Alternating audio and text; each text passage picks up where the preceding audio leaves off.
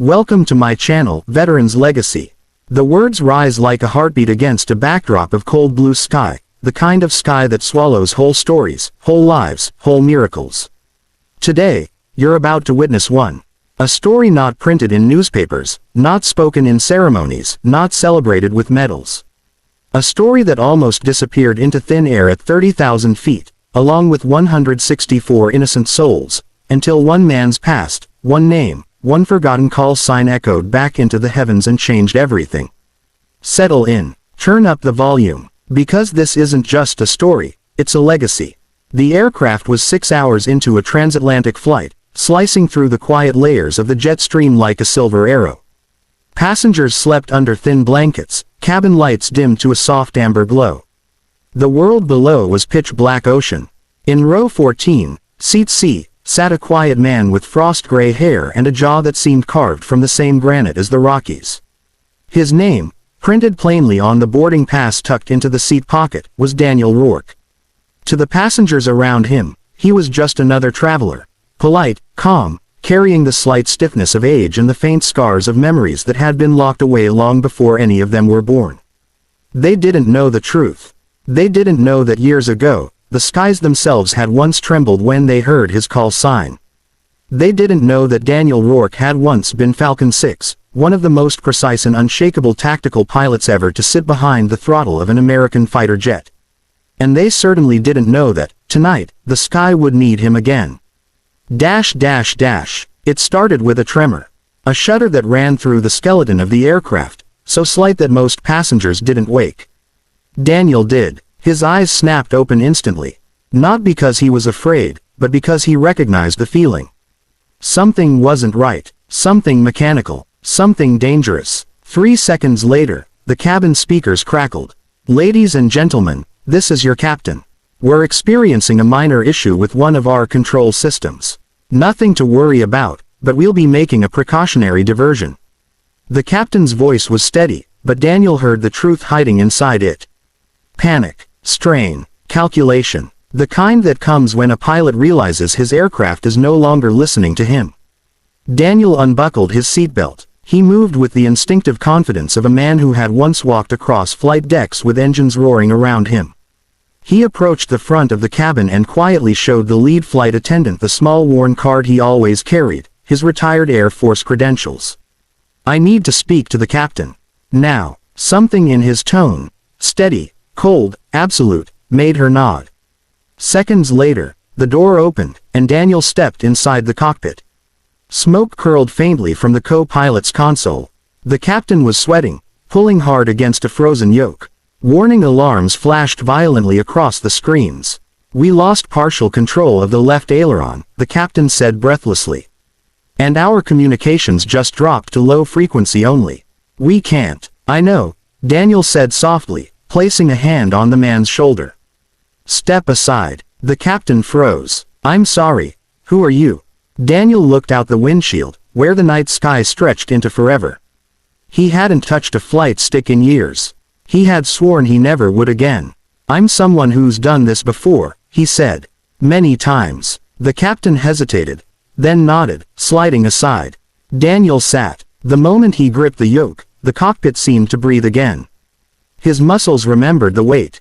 His nerves remembered the rhythm. The sky, vast and dark, recognized an old friend. "Okay," Daniel murmured. "Let's keep this bird alive." For 30 minutes, Daniel fought the aircraft through turbulence that felt like invisible fists beating against the fuselage. The left aileron refused to respond. The plane kept banking into a deadly roll. The co-pilot tried the radio again. Still nothing. Long-range comms are dead. Daniel thought for a moment, then reached for a panel that hadn't been touched in years. The emergency transponder broadcast, an old channel still used sometimes by military craft. He punched in a frequency from memory. A frequency no one aboard knew. A frequency he had sworn never to use again. His fingers hovered above the switch. "Falcon 6, he whispered. "Broadcasting emergency." He flipped it, and the skies listened. Hundreds of miles away, 2 F-35 Lightning II fighters were slicing through the darkness on routine patrol. In the silence of their cockpits, a sound broke through, the sharp, unmistakable beep of a long-dead code. The lead pilot frowned. This can't be right. Did you hear that? That's an old Air Force priority call sign. The second pilot stiffened. No way. Falcon 6. He's a legend. But he retired. What? 15 years ago.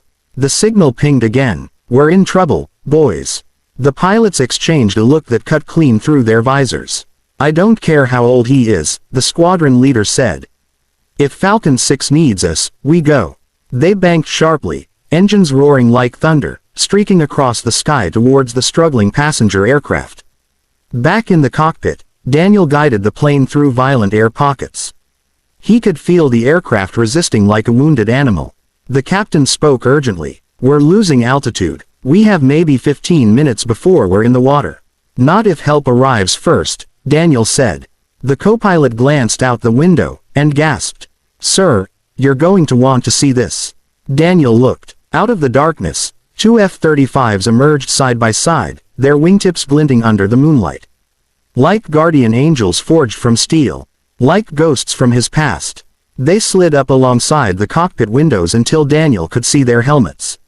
The lead pilot raised a gloved hand. And saluted. Daniel's breath caught. Inside the fighter jet, the pilot's voice came through on the emergency band. Falcon 6, we've got your back. Just like old times. For the first time all night, Daniel allowed himself to smile. The F-35s took position, stabilizing the air around the damaged aircraft and guiding Daniel toward a safe glide path. Falcon 6, the lead pilot said, we've coordinated with emergency command. You're cleared for an assisted descent. Just follow us. Copy that, Daniel replied. His voice was steady again. Alive again. The captain watched him in awe. You really were someone. Daniel didn't look away from the sky. No, he said quietly. I just served with the best. The F-35 signaled one last adjustment. Bring her down, Falcon 6. Daniel gripped the yoke, fighting the failing aileron with the strength of every memory he had ever buried. We're going home. The landing gear deployed with a metallic scream. The runway lights appeared like falling stars guiding them safely to Earth. The aircraft hit the ground hard, too hard, and bounced once. Gasps echoed through the cabin.